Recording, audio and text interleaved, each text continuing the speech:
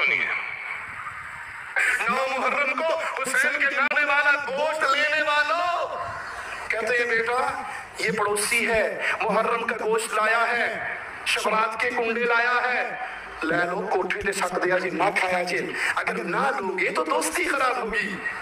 تو لے کر کوٹھے دے پھینکے گا، تیرے بیٹے کہیں گے ابا جان لے لیا کرتے تھے، چھپ کے کھا بھی لیا کرتے تھے، کھا لو۔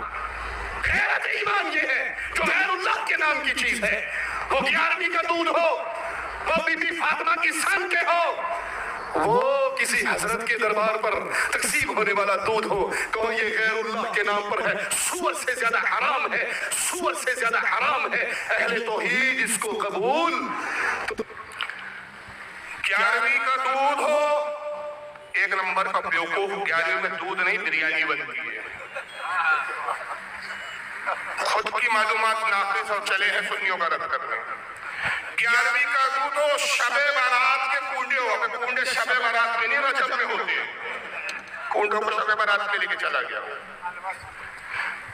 یا محرم کا گوشت ہو، ابے محرم میں گوشت نہیں، محرم میں دودھ اور شربت پلایا جاتا ہے، سب الٹ پلٹ کر دیا، ماں کو باپ بنا دیا، باپ کو ماں بنا دیا، وحشت میں ہر نقشہ الٹا نظر آتا ہے، مجنون نظر آتی ہے، لیلا نظر آتا ہے۔ یہ کیفیت ہے انصاف۔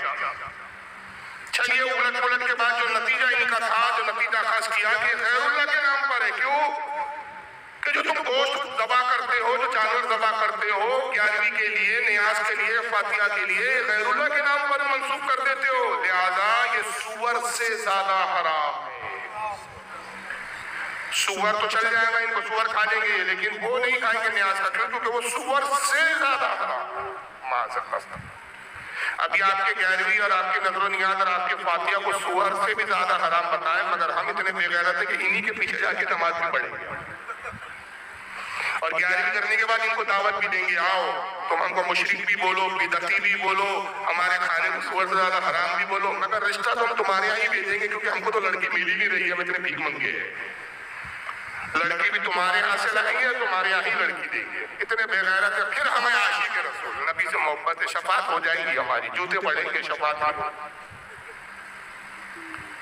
اس مسئلے کا میں ایک چھوٹا سا جواب دیتا ہوں۔ یہ کیا کہتے ہیں کہ قرآن میں آیا وَمَا أُحِلَّ بِهِ غَيْرِ اللَّهِ، اور ترجمہ یہ کرتے ہیں اپنا من معنی کہ حرام ہے وہ جانور جو غیر اللہ سے منسوخ کر دیا جائے۔ اگر تم نے کہا یہ غوث پاک کی 11ویں کا بکرا حرام ہو گیا، یہ خواجہ غریب نواز کی نیاز کا بکرا حرام ہو گیا، تم نے کسی جانور کو غیر اللہ سے منسوخ کر دیا، حرام ہو گیا۔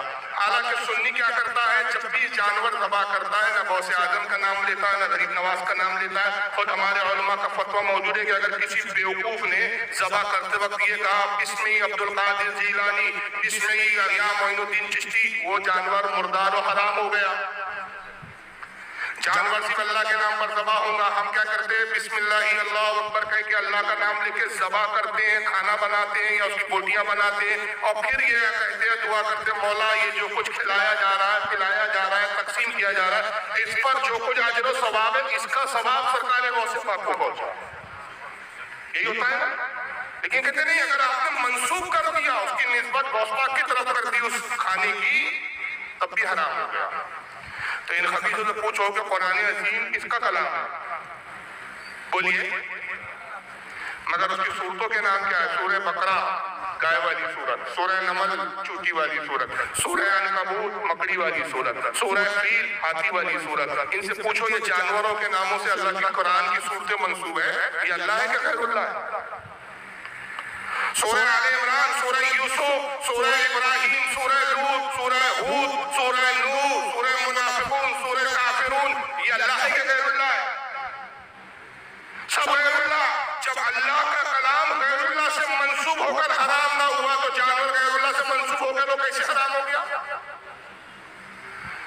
اب میں آپ کو ایک مثال دے کے آسانی سے نیاز کا مسئلہ سمجھاتے ہوئے آگے بڑھوں گا اور پھر ان کی بدبختی بتاؤں گا۔ ایک جانور رام دیو بابا کے ہاں تھا پتنجلی میں، مان لیجیے رام دیو بابا بکرے بھی بیچنے لگے، پتنجلی میں تو ہر چیز بیچنے کی کوشش کر رہا ہے وہ شخص، دودھ سے زیادہ مہنگا تو مودھ بیچ رہا ہے، اب بیوقوف قوم پی رہی ہے، لے رہی ہے، اب کل اگر رام دیو بابا جی کا موڈ ہو گیا بکرے بھی ہم ہی بیچیں گے، बकरे पाला, उन्होंने बकरे बेचा, सील भी लगकर आई भाई रामदेव जी बाबा का बकरा। 2 साल का बकरा आपने रामदेव बाबा से खरीदा या काशीनाथ से खरीदा। आपका एक पड़ोसी गैर मुस्लिम था काशीनाथ, उसने एक बकरे को पाला, खिलाया पिलाया, परवान चढ़ाया, 2 साल का बकरा हो गया। 2 साल तक लोग कहते रहे काशीनाथ का बकरा है, काशीनाथ का बकरा है। आपने उस जानवर को खरीदा, घर लाए और लाने के बाद छोड़ी दी और कहा बिस्मिल्लाह अल्लाहु अकबर, मुझे बताइए ये जानवर हराम है कि हलाल है? बोलो हलाल है। क्यों? शरीयत को इससे गरज नहीं कि जानवर पाला किसके नाम से मंसूब था, किसके नाम से पुकारा गया, किसके नाम से जाना गया। शरीयत कहती है कि ज़बा के वक्त अल्लाह का नाम लेना जरूरी। अल्लाह का नाम ले लिया, जानवर हलाल हो गया। मगर एक बकरा मौलाना अब्दुल रहीम साहब ने पाला, खिलाया पिलाया। मौलाना अब्दुल रहीम साहब ने, जवान मौलाना अब्दुल रहीम साहब ने बकरे को किया और खरीद के ले गए रामदेव बाबा जी। और रामदेव बाबा ने छुरी उठाए, कहा जय भवानी, काट दिया। अब बताइए वो जानवर आपके लिए हलाल के हराम? क्यों भाई? बकरा तो अब्दुल रहीम साहब का था, मंसूब उनसे हुआ, पाला उन्होंने था, बड़ा उन्होंने किया सारी जिंदगी। जब तक उनके पास रहा लोग कहते रहे भाई किसका बकरा है? मौलाना अब्दुल रहीम साहब का बकरा है। अरे भाई किसका जानवर घूम रहा है? मौलाना अब्दुल रहीम साहब का जानवर घूम रहा है। तो मंसूब तो मौलाना अब्दुल रहीम से होता रहा, निस्बत तो मौलाना अब्दुल रहीम साहब से होती रही, लेकिन तब भी आप कह रहे कि वो हराम हो गया। क्यों? ज़बा के वक्त अल्लाह का नाम नहीं लिया गया। तो पता चला कि ज़बा की शर्त ये है कि ईमान वाला ज़बा करे और दूसरी शर्त ये है कि अल्लाह के नाम पे ज़बा करे। तो सुन्नी चाहे वो नियाज़ गौसे पाक की हो, चाहे गरीब नवाज की हो, चाहे मखदूम सिन्ना की हो, चाहे आला हजरत की हो, किसी भी बुजुर्ग की नियाज़ हो, ज़बा अल्लाह के नाम पे करता है, सवाब बुजुर्ग की तरफ निस्बत करता है, तो कैसे हराम हुआ? तो ये आयत से इस्तेदलाल ही गलत है इनका। और इस पर बहुत सारी तफासिर के हवाले, लेकिन अभी इतना वक्त नहीं है। लेकिन बहरहाल अभी आपने ये देख लिया, जान लिया, सुन लिया कि इनके नजदीक जो जानवर है गैरुल्लाह के नाम से मंसूब कर दिया जाए तो वो क्या हो जाता है? हराम हो जाता है। लेकिन खुद इनके घर का हालत क्या है, इनके अपने घर की खबर नहीं इनको। जरा ये किताब देख लीजिए आप, थानवी साहब की किताब। क्या नाम है किताब का? बेहश्ती ज़ेवर। अक्सर देवबंदी तबलीगियों के आए किताब। जिल्द नंबर इसकी 2, हिस्सा नंबर 2, सफ़ा 70, मसला नंबर 26। थानवी साहब कहते हैं हाथ में कोई नजस चीज लगी थी, उसको किसी ने जबान से 3 दफा चाट लिया तो भी पाक हो जाएगा, मगर चाटना मना है, हराम नहीं है, नाजायज नहीं है, सिर्फ मना है, रोका है, मना है, ना चाटो। लेकिन चाट लिया तो पाक तो बहरहाल हो जाएगा। अगर थानवी जी के हाथ में पाखाना लग जाता था तो थानवी जी धोते नहीं थे, 3 दफा चाट लेते थे, हाथ पाक हो जाता था। इनकी किताबें हैं, मौजूद है, बिक रही है।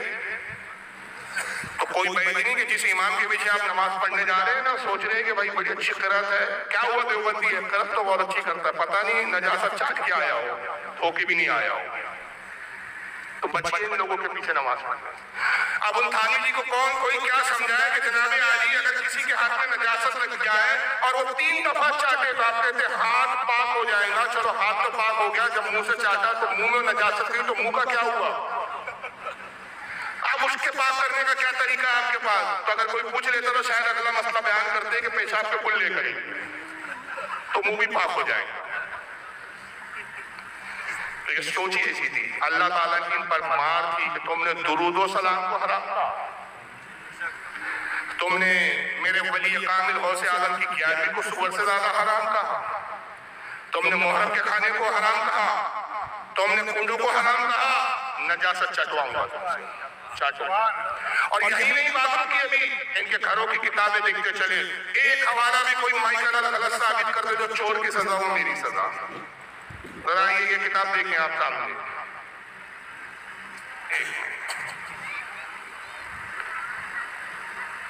किताब का नाम है नुज़ूलुल अबरार, अरबी में है, ये मेरे पास भी मौजूद है, ये इस वक्त ओरिजिनल स्क्रीन पे सामने दिख रही है आपको। नुज़ूलुल अबरार बिन फ़क़ीह नबील मुख्तार, लिखने वाले वो मौलवी वहीदुज़्ज़मान हदीस क्या लिखते हैं, क्या लिखते हैं जरा देखिए इनका क्या क्या पाक है, क्योंकि 11वीं नहीं खाते तो अल्लाह की मार देखिए।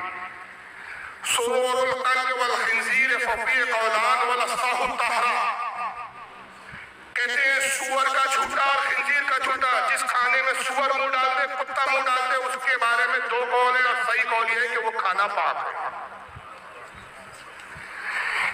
इनके मुल्लाओं ने, आज के मौलवियों ने कहा کہ غوث اعظم کی 11ویں سور سے ڈالا ناپاک. ان کے ملا پہلے لکھ کے چلے گئے جس کھانے میں سور وہ ڈالتے وہ تم کھا لیا کرو مگر غوث پاک کی 11ویں نہیں کھانا. ایسے لوگوں کے پیچھے نماز پڑھ رہے ہیں آپ لوگ.